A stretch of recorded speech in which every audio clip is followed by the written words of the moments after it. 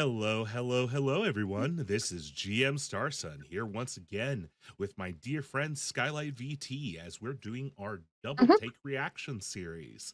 Last time, we reacted to a show I've seen before, which was Cyberpunk Edge Runners. This time, Sky gets to pick the show that I haven't seen before.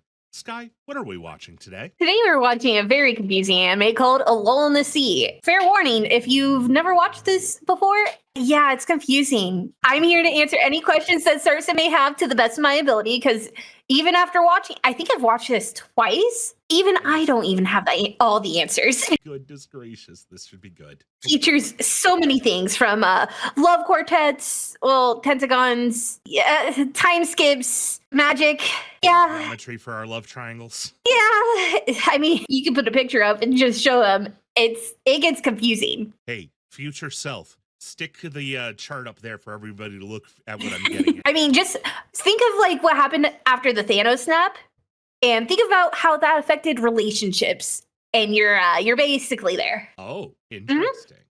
Well, let's get rolling, shall we? He did it before Marvel, though. Because I did first. Okay, we're starting off with butt. I'm always okay with that. That's a fish. Under the sea, under the sea. What fire under the sea? Magic fire, anime fire. You know, the thing that gets me is why is there steam? Yeah, like I'm pretty sure that's not how that works. Even with magic fire. So random side note, I could see how it could be done for the soup. Because in real life oceans, of course, you have brine oceans at the bottom where the salt density of certain water turns it into a separate ocean inside of an ocean. So it would just have to be really salty broth for it to keep its consistency as soup. But that doesn't explain the steam. Jeez, Mom. Oh, yeah, the characters are so fucking cute. Huh. Yeah, we're in The Little Mermaid, but they don't have tails. They just breathe underwater. And we're just deaf. Yep, okay. I love how nonchalant we are about this. And you know, they have sidewalks for people who want to walk. I gotta be honest, I did not think with that voice that you were, oh boy. Yeah, I gotta love your slice of life anime. So here's part of our main cast. We have 4 of our love lines. Okay. So we've got no backbone. We've got, And we have abandonment. oh no, And kidnapping. that's not good at all. You know, that dried pretty fucking fast. Right? Though I suppose if you do switch from water to land a lot, you'd want to invest in quick dry clothing. And from what I remember, they actually absorb water like their skin does. Old man has no idea he caught a girl. This is how The Little Mermaid started, right? I mean, it's enough. And another love line. Nice. That is a fish. Okay. I'm jamming. I'm liking it so far. I'm trying to remember if the intro holds spoilers. I think it might. Well, I won't understand any of it anyway, so unless it's like super like end game change reveals, I probably won't even catch anything that's a spoiler. All right. I like how she's the only one with like any sort of like fishiness to it, and it's just like on her ears. Yeah, just the little feather-like things on her ears. Little fins. They all look completely normal and human otherwise. Right? Bubbles. So long as it's not like Attack on Titan season 3's opening was spoiler existence. Like everything of that was spoiler. I don't think you will actually notice it as a spoiler until you get to the end. Quite possibly. I personally think those are the best openings that where like there's hints and stuff that like means a lot if you've seen the show. But if you haven't, then you're going to be completely lost. Oh, no spoilers. We're good. In between the sea and the land. By the way, they're not a secret to humans. Yeah, just mermaids are just a thing. Completely normal. Somebody's jealous and bullying. My dear boy. Oh, A no. little meta there. Oh, there is a little bit of fan service. Oh, I didn't even notice. Like, that hardly counts as fan service. I mean, they can't do too much until they grow up. I mean, this is anime. They can do too much no matter what. But yeah. I am appreciative of their restraint. It's like he's swimming on land. Oh my, the angst. So much angst. And fumble. It's both their faults, you know? Yeah. Ow. Not the nose. Not the nose. Those. They become important. Yeah, no shocker there. They were way too detailed to be one-shot characters. I'll teach them, land lovers. How dare they fish where we fish? I mean, to be fair, quite literally, it's their area. And backstory time. Lore time. We're cultured now. Yeah. And if you didn't catch that, Enna is this special coating that the god gives them. Yeah. Oh boy. You're a preacher's kid. Yep. Mm-hmm. I don't know anything about that. Hmm. Multi-million-year-old. I can already feel the sweat dripping off your. Oh, fucking this guy. Hello. His scales be pretty though. Very. I might enjoy. Oh no! Now you. Yeah. Appropriate. God damn it! You don't just drop that on a teenage boy like that. He's pretty, but he's. Don't tell me he's one of those immortal types who have difficulty understanding human morality. I doubt. There's your answer. All right. You do not drop that on a teenage boy. Okay, buddy. You don't gotta say it like that. I mean, that's literally a chief priest thing to say is. Are you sure that's a good idea? Wait, what? Get those thoughts out of your. Look, he is. Get those thoughts out of your mind. Hormones going on. It's the thoughts are going to happen. It's the actions we have to be concerned about.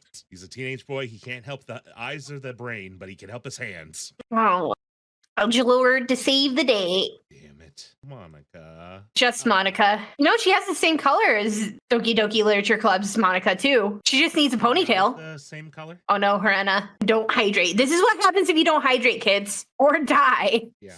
I feel like sending your kids to a surface school where, like, they die if they dehydrate enough by the end of the day. Like, I think they don't actually die. They don't die. Complicate things more. You go, girl. You support your friend. No, shit. Mm-hmm. See, this is when people tell me that their teenage years were their best. I'm like, I remember what teenage years were like. I don't know what you were thinking. Okay. I appreciate that, Gramps. Thank you. And it heals. But I'm guessing it's not good if that doesn't get taken care of. If I remember right, if their Enna comes off completely, they're just human. You told him not to look. And yet another love line. Him and the fish. You think I was joking. Tell yourself. Be jelly. Yeah, he doesn't have the prettiest name. Yeah. Though I do think it might be important to mention just on the off chance that whoever's watching this is like not a huge anime fan and doesn't understand why, at least from a Japanese culture standpoint, her calling him that is actually really significant. So those of you who may not know, and feel free to correct me if I say any of this wrong, Sky, but in Japanese culture, you generally tend to refer to people by their last name and an honorific. To refer to someone by their first name and then with a friendly honorific is like, you gotta be best buddies before you're doing that. Like I might get away with calling like Sky, Sky-kun or Sky-chan or something like that, but you don't do that to just randos you just met. Yeah, I will say since they're classmates, it is a little bit more smiled upon. It's not as weird, but since this is like their first time actually talking, it'd be normally you don't refer to somebody as their first name until they give you permission to. Yeah, it'd be like, it's no big deal if like a bunch of kids on the playground are calling each other by their first names because you'd expect that they've established that relationship. But that's why he's freaking out about her saying his name that way, is because she just called him by his first name with a cutesy friendly honorific instead of a formal one. So normally she would say his last name and then son at the end of it. But also this is anime and they kind of ignore that rule a lot. Yeah. But you can see even with Hikun, that's a nickname, which is even closer.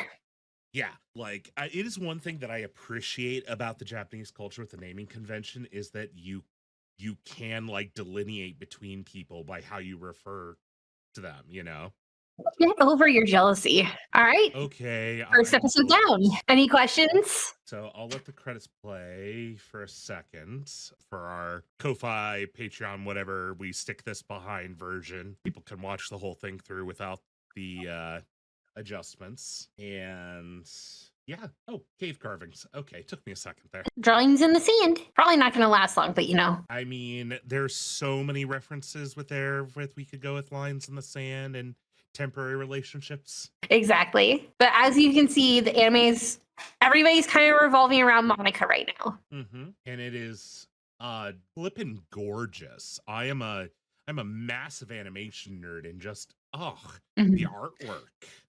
Oh yeah, I don't remember which studio did this anime, but they did so well. Animation production, PA Works. Great time. Absolutely. Oh, and we get the after credits scene. I actually haven't seen any of the after credit scenes. There we go. A little preview of what next episode's going to be like. All right. I know some shows will do like a little like bonus, but sometimes it's also